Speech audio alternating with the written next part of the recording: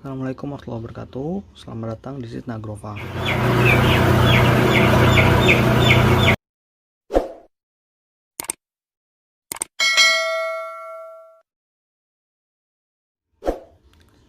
Ya, kembali lagi bersama saya Faris.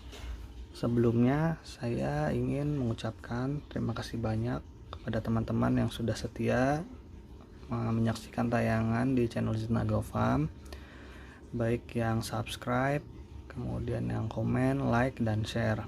Jadi tujuan saya membuat channel Zidna Agrofarm ini adalah mendokumentasikan apa-apa yang saya tahu ya di bidang ayam broiler, khususnya kandang close house. Jadi bagi teman-teman yang sudah merasakan manfaatnya, kemudian ingin banyak orang yang merasakan juga manfaatnya atau informasinya tersebar lebih luas lagi, silakan bantu untuk subscribe, karena kalau dari analyticsnya ternyata yang nonton tayangan di channel Zidna Agrofarm ini 90%-nya belum subscribe.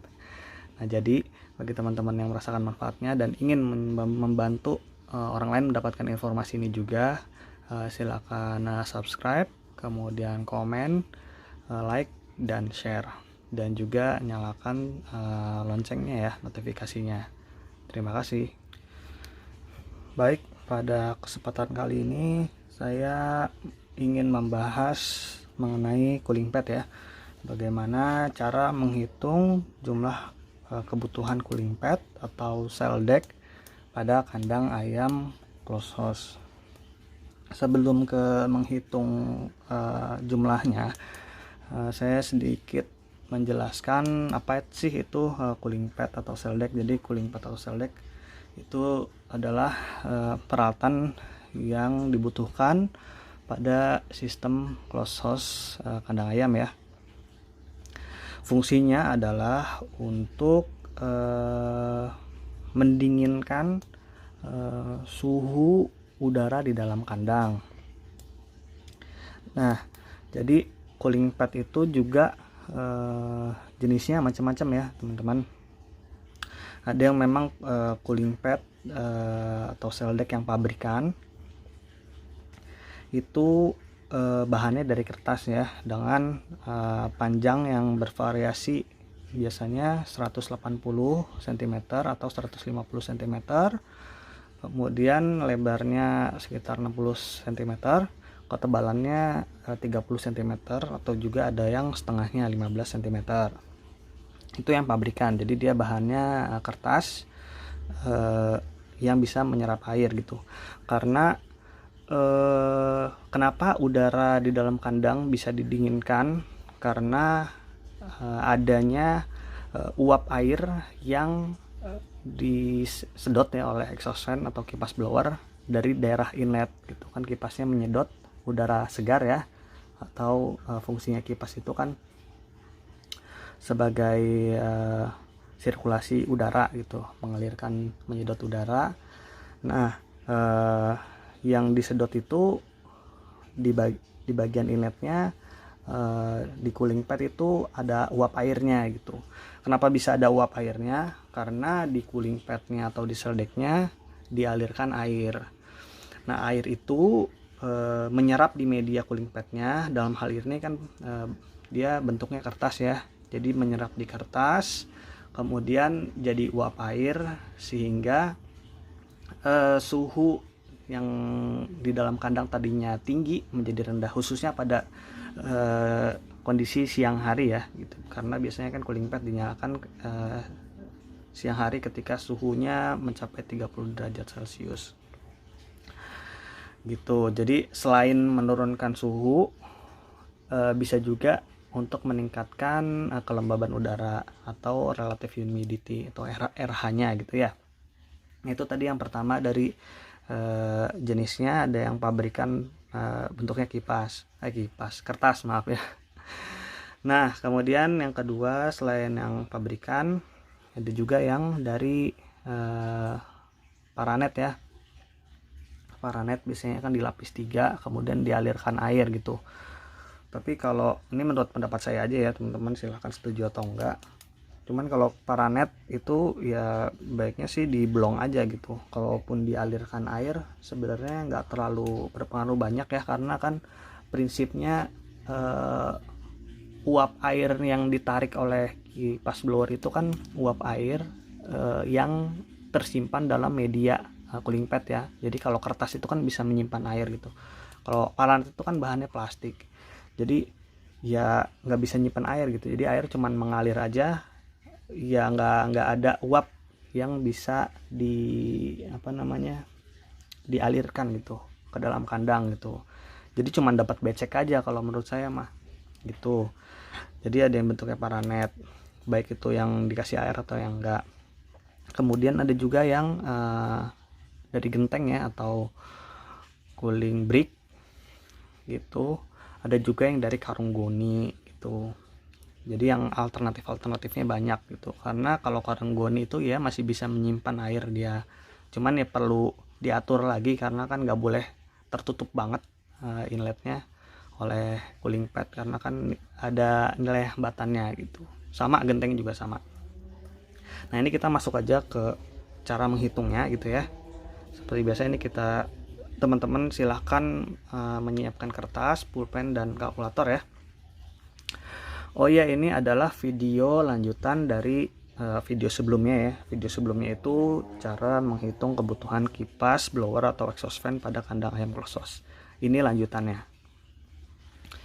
Jadi menghitung jumlah cooling pad. Jadi menghitung jumlah cooling pad itu ya seperti biasa ya, di teman-teman kalau googling di internet pasti akan banyak sekali rumus yang keluar gitu. Nah ini saya dapatkan dari PPL-nya Ciomas. Jadi ya bukan, menurut saya ya ini bukan sesuatu yang rahasia atau konfidensial gitu ya sifatnya. Jadi yang namanya ilmu pengetahuan bisa diakses oleh semua orang gitu ya. Jadi ya ini saya bagikan ke teman-teman, semoga bermanfaat. Baik, menghitung cooling pad ini ada agak banyak nih urutannya. Jadi teman-teman harus tahu yang pertama airflow rate dari kipasnya gitu. Kalau pabrikan nanti dilihat aja brosurnya gitu, berapa satuannya, kan biasanya CMH ya, atau meter kubik hour gitu, meter kubik per jam ya. Kemudian sama ada nilai hambatan pada cooling padnya ya. Jadi yang pertama kita menghitung luasan pad per kipas. Nah, di dalam kandang kan kita pakai beberapa kipas ya. Nah, ini per kipasnya. Jadi cooling pad itu sangat berpengaruh jumlahnya. Itu jumlahnya cooling pad sangat berpengaruh pada jumlah kipas gitu. Ini airflow rate-nya kipas. Satuannya meter kubik per second dibagi kecepatan nilai hambatan. Nah ini kecepatan nilai hambatan ini beda-beda ya tiap media cooling pad. Jadi kalau untuk cooling pad pabrikan itu nilainya 1,8 meter persegi, maaf 1,8, ini nilainya 1,8 sampai 2 meter per second, bukan meter persegi ya, meter per second gitu. Yang terbuka juga ada nilainya sendiri, yang pakai genteng ada, yang pakai paranet ada, jadi nilainya masing-masing beda. Ini nilai untuk cooling pad yang pabrikan. Nah ini didapatkan nilai A, satuannya meter persegi. Kemudian yang kedua, luasan pad total. Ini A yang ini dikali jumlah kipasnya, ketemu B, satuannya meter persegi. Kemudian ketiga,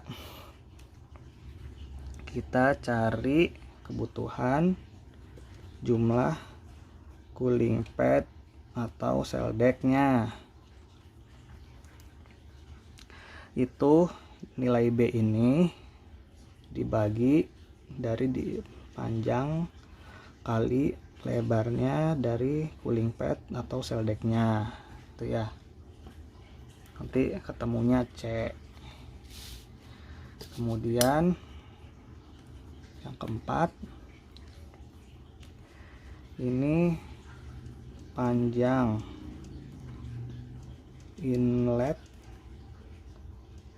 per sisi ya. Nah, inlet ini kan kalau kita lihat di lapangan juga ada banyak ya modelnya, ada yang di depan, ada yang di samping. Nah, secara teori yang ideal adalah di samping. Kenapa di samping? Karena kalau di samping itu angin ketika disedot oleh kipas blower atau cross fan itu akan mengalami tabrakan ya. Itu jadi dari sisi sini angin masuk, jadi rata gitu anginnya. Nah, kalau dari depan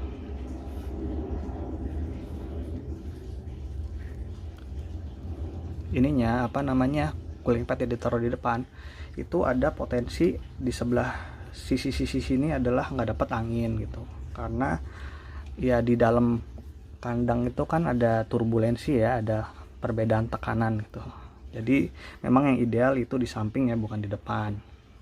Tapi kembali lagi ya ke teman-teman, karena kan secara empiris pengalaman peternak masing-masing berbeda gitu. Cuman secara teori letaknya di samping. Makanya ini kita hitung panjang inlet per sisi gitu, karena masing-masing di sisinya kita taruh cooling pad. Nah, ini caranya adalah C-nya ini dibagi 2, karena dibagi 2 sisi ya. Baru dikali lebar dari cooling pad atau seldeknya. Tuh. Nanti ketemulah nilai D, panjangnya satuannya meter. Gitu ya. Nah, ini sekarang kita coba ngitung simulasi.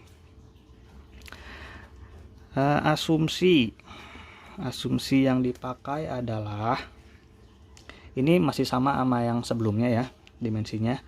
Jadi jumlah kipas kita pakai 4 unit, kandang 50 kali 10 meter, berarti kalau 2 lantai kali 2 ya. Kemudian airflow rate dari kipasnya 43.000 cmh atau meter kubik per hour per jam gitu ya. Ini saya pakai merek Agrovan, jadi masing-masing merek berbeda kecepatannya, ada yang 41.000, 44.000 dan lain sebagainya. Itu dicek masing-masing ya, seperti itu.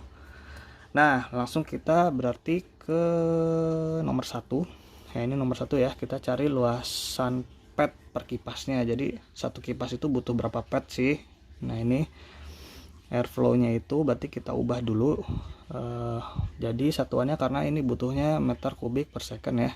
Jadi caranya sama sebelumnya, 43.000 dibagi 3.600, karena dari jam ke detik itu 3.600 detik ya. Kemudian dibagi nilai hambatannya, kita pakai 1,8 aja ketemunya. Nih kita hitung.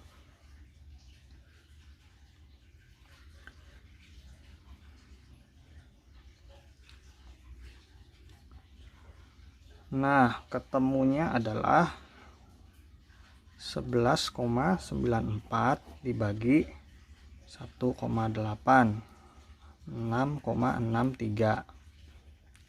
Kemudian kedua, ini meter persegi ya.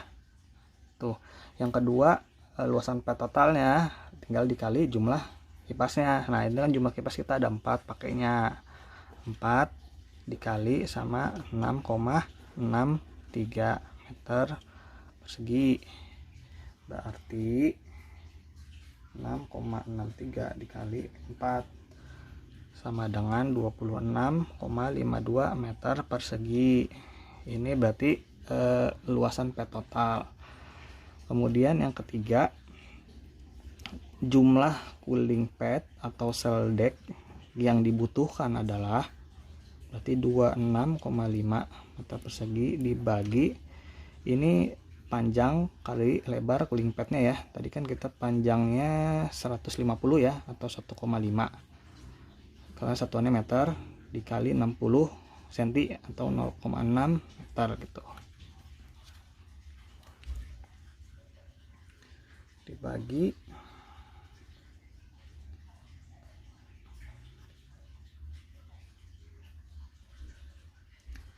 ketemunya 29,46 unit itu, atau kalau dibulatkan menjadi 30 unit. Nah 30 unit ini kan perlu dibagi dua ya persisinya, jadi 15 cooling pad kanan, 15 di kiri, jadi totalnya 30. Nah panjang 15 cooling pad itu berapa meter sih unitnya? Nah ini kita perlu hitung. Yang keempat, jadi 30 dibagi 2 dikali 0,6 meter itu lebarnya cooling pad ya. Berarti ini 15 dikali 0,6,